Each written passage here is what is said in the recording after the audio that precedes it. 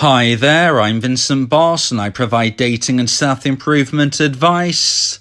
And in today's podcast, we're going to be discussing biggest turn-offs for dumpers. I provide audio coaching to help people try and get their ex back or get a new girlfriend or boyfriend. Check out my website for more details, www.dateme.tips. Please check your spam and junk folders if you are expecting an email from me. So now let's get back into today's podcast, and today we are discussing biggest turn-offs for dumpers. So if you have been dumped and want to try to get your ex back, it's important to not make things worse after the breakup. Emotions will of course run high during the breakup, but after the dust has settled, it's important not to turn off your dumper further. In today's podcast, I discuss 3 of the biggest dumper turn-offs. So let's get straight into this, and point number 1 is being emotionally unstable. So if you've been dumped, of course, your emotions are going to be unstable. But as I've just said, this is talking about after the dust has settled. Now, during the breakup itself, it's completely understandable that you are going to be upset. It's completely understandable that you're going to be thinking things, saying things, acting in a way which isn't your general, normal day-to-day self. This is completely normal. But once the days, weeks and months tick by, once the dust has settled, it's so important to try and get back to being as emotionally stable as possible.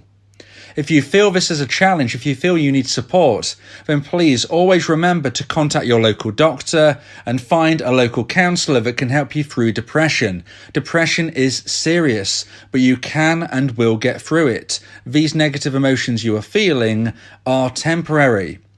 But I digress, and what we're talking about today is being emotionally unstable as one of the dumper turn-offs. And then, as I've just said, you can get support through your local doctors, through your local counsellors, but it's also important just to try and keep a tab on yourself of the things you're saying, the way you are behaving, because sometimes you can help yourself. Sometimes you need extra help and support from professionals. Sometimes you need to speak with your friends and family, but sometimes you can stop doing negative things yourself if you're more aware of them. So always try to behave in a happy, carefree and fun way as much of the time as possible. Try not to be overly emotional, and certainly try not to put negative emotions out into the world, including being bitter, jealous, possessive or needy. These feelings are not just unattractive to your ex, but they're unattractive to everybody that you will communicate with. I always say my main aim is to help guide you towards happiness. I don't actually mind if you get your ex back or if you find somebody even better. As long as you are feeling happiness, that is all I care about. So it's also important not just try to reattract your ex, but try to make sure that you're an attractive person in all instances. If, for example, you try to behave in an attractive way if and when you communicate with your ex, but when you go to work, you're being very negative, you're not being somebody who is happy, carefree and fun, then that's not going to help you, because there is no 100% guaranteed way to get your ex back. Even if they text you, even if you communicate, even if you meet up, even if you keep things the best possible way, there is no guarantee that you will reconnect. And therefore, it's always important to put positivity into the world, because you never know when you might meet the next love of your life. Okay, you might not get your ex back, but you can and will find somebody even better if you live a positive life. And even if we think away from dating, away from relationships, just being a good person is the right thing to do. So if you're at work, as I said, for example, and you're somebody who is very angry, frustrated, bitter, you're acting in a bad way to your colleagues just because of your romantic life, and that's not cool. Okay, so you need to be as emotionally stable as possible, not just for your ex, but for other people. But when we consider today's podcast and we're speaking about the biggest turn-offs for dumpers, being emotionally unstable is huge. You can't get your ex back with an unstable mind. Being emotionally unstable is not attractive. It might be something you're finding very challenging to get past, but here's the truth. It's not attractive. I've already said it won't just not attract your ex, it won't attract other people as well. But let's break this down. If you're emotionally unstable, how can your ex want to reconcile? How can they have a genuine conversation with you if they're worried that you're going to get overly emotional, that you're going to show all of these negative feelings, frustrations, words, whatever you want to get across here? If you're emotionally unstable, you can't be somebody who you can have good communication with, you can't be trustworthy with, people won't rely on you. You've got to try and get to this good, positive mental state ASAP. It's not easy, and if you need support from professionals, then please seek it out, but just try and keep an eye on this, because if you want to get your ex back, then being emotionally unstable is certainly not going to help. So now let's get into point number 2 and the second point of today's podcast about biggest turn-offs for dumpers. And point number 2 is not respecting their decision. So when somebody ends a relationship, it's because they have decided they want to go on a different path. They believe that they will feel more fulfilled going on a different journey. And unfortunately for you, you are not part of that journey at this time. But what's important to understand is this is because they are feeling unfulfilled. This is because they are not feeling happy. You must remember this, because when you've been dumped, you can start to feel slightly selfish. Yes, you're heartbroken, and this is an awfully painful emotion. But you've got to realise that your ex ended the relationship because they weren't happy. It's not as if they were doing it just to spite you. They were doing it because they were not feeling fulfilled. And hence, one of the biggest dumper turn-offs is not respecting their decision. If you get your ex back, this will become a brand new relationship. You won't be continuing the old relationship. This will be a brand new relationship, which hopefully will be built upon stronger foundations. This will not be the old relationship, and hence you must respect their decision. You must respect your ex's decision and understand the fact that they have ended the relationship. This relationship is over.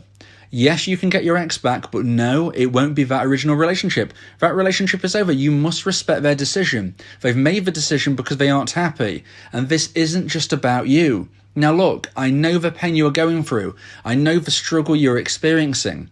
But please remember, if you beg, if you plead, if you reason with your ex, then ultimately you're basically saying, I don't care how you feel, it's all about me and how I feel. Now again, as I said at the beginning, this is not about during the breakup. Of course, during the breakup, you are likely to beg, to plead, to reason. You want to keep your relationship going.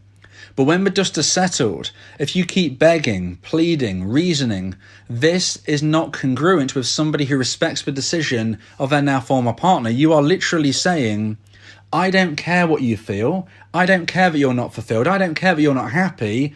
I want to be happy. And to make me happy, you must get back in a relationship with me. To make me happy, you've just got to do as I want, because I don't really care how you're feeling. In my opinion, we were good together. You know, that kind of reasoning of why you should be together. You have to understand, if somebody ends a relationship, they don't see things in the same way that you do. So if you want to try to get your ex back, the first most important thing to do, I would suggest, is respect their decision. Accept the breakup. Move forward in a positive way and begin to try and reattract your ex. That is possible. But it's very unlikely to happen if you beg, plead, or reason. If you get your ex back by begging, pleading, or reasoning, the likelihood is your ex has come back to you for a non-genuine reason. They've likely come back to you because they're scared and unsure of your mental well-being, and they probably feel like they need to do this to keep you safe. You don't want that. You want somebody to come back to you because they feel a high level of romantic emotional attraction.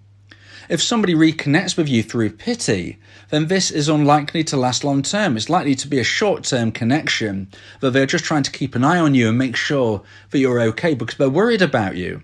This is not what you want. You want them to be romantically involved with you or not at all, else this is not a loving romantic relationship.